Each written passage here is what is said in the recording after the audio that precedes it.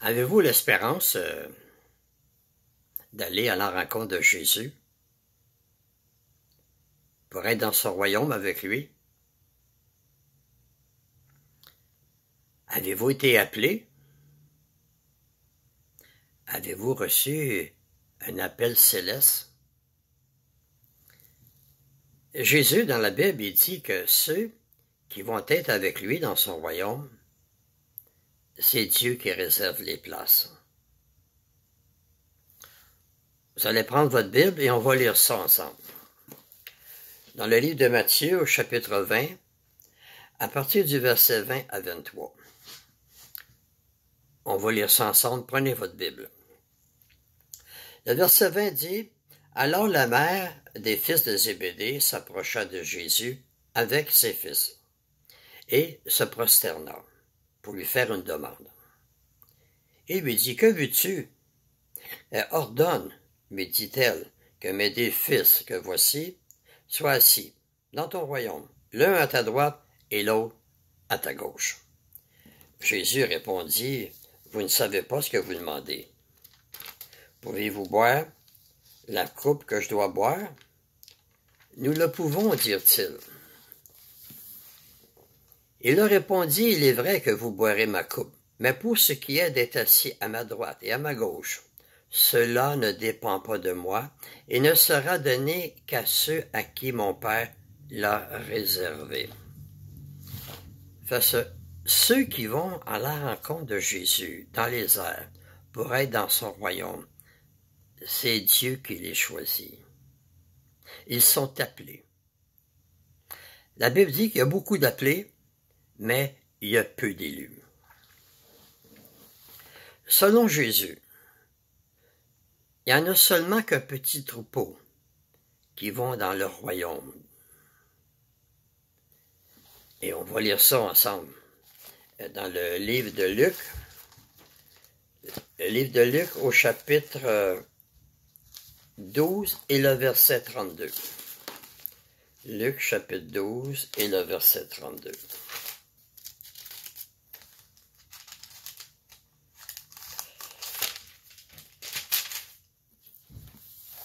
Jésus lui dit au verset 32, « Ne crains point, petit troupeau, car votre Père a trouvé bon de vous donner le royaume. » Jésus a beaucoup de brebis.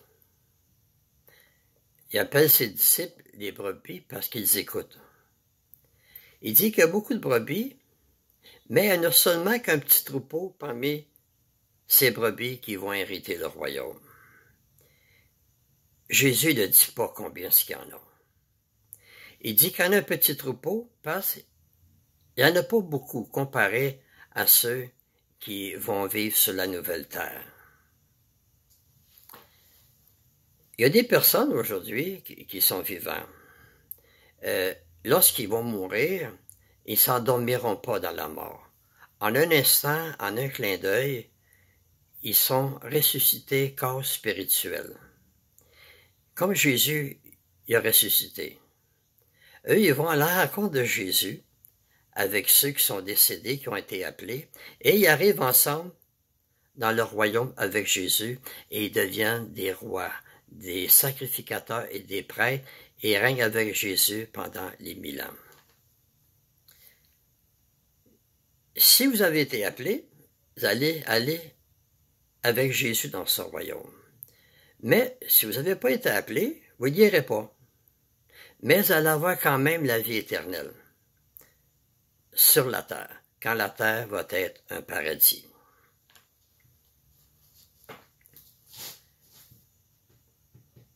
Selon la Bible, on attend de nouveaux cieux et une nouvelle terre. Les nouveaux cieux, c'est le royaume qui va gouverner la terre. Et la nouvelle terre, c'est la terre qui va être devenue un paradis.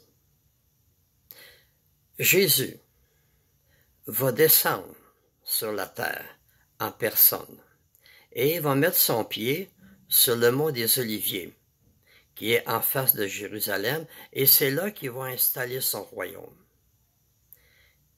Tous les gouvernements vont être détruits sur la terre, et c'est lui seul qui va gouverner. Et c'est là que Dieu va essuyer toutes les larmes des yeux. La mort ne sera plus. Il n'y aura plus de deuil, plus de cris, plus de douleur. Les choses qu'on vit aujourd'hui qui font souffrir, ça n'existera plus. Et même, il va créer des choses nouvelles. Dans le paradis que Dieu va faire, il va avoir la résurrection de la chair, qui est écrit dans le livre d'Ézéchiel au chapitre 37, à partir du verset 6, qu'on va lire. On va prendre Ézéchiel, chapitre 37, et le verset 6.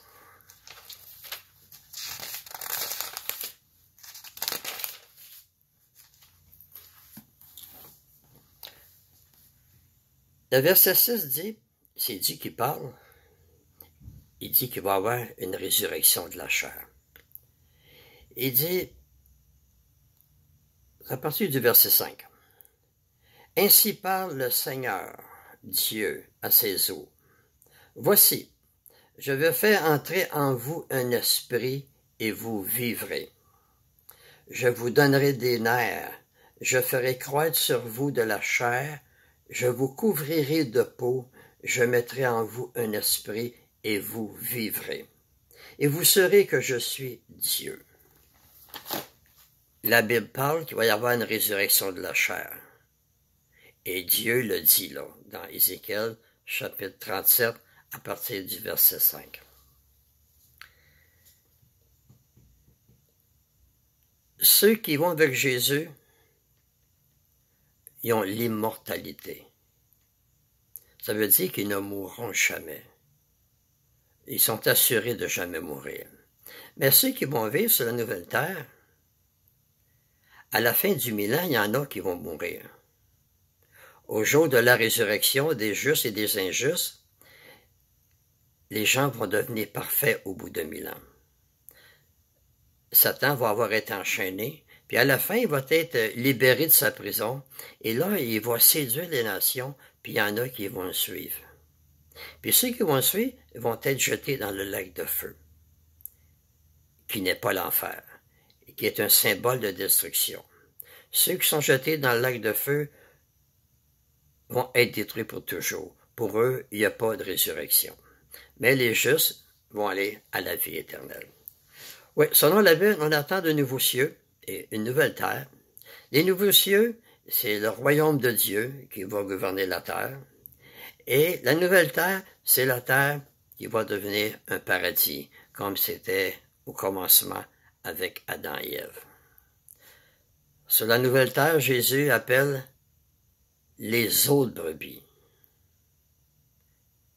Et ceux qui vont avec lui dans son royaume, il l'appelle le petit troupeau. Et parmi les autres brebis qu'il va y avoir sur la terre, il va y avoir la grande foule.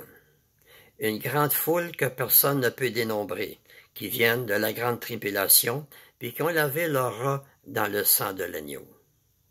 Eux, ils rentrent vivants dans le paradis. Et c'est à eux que Jésus a fait une prophétie. Il dit, celui qui croit en moi ne mourra jamais. Je vous remercie de m'avoir écouté et à la prochaine.